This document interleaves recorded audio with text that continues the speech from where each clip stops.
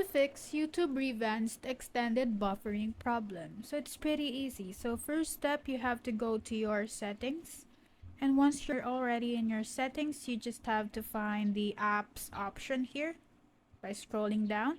So once you find this, click on that button.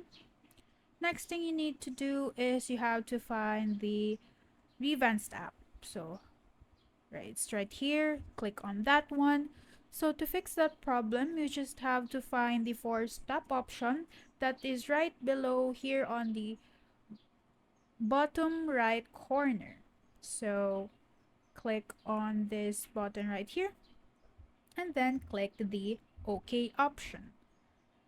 Next thing you can do is you have to find the storage option and then you have to click on the clear cache and then also the clear data. So you just have to click on that one and delete.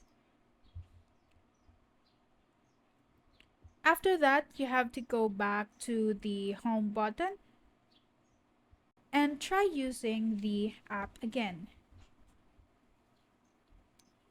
So there you might be ready to use the Revanced app again. And there you have it. So that's how to fix YouTube Revanced extended buffering problem. If you have any questions, leave us a comment down below.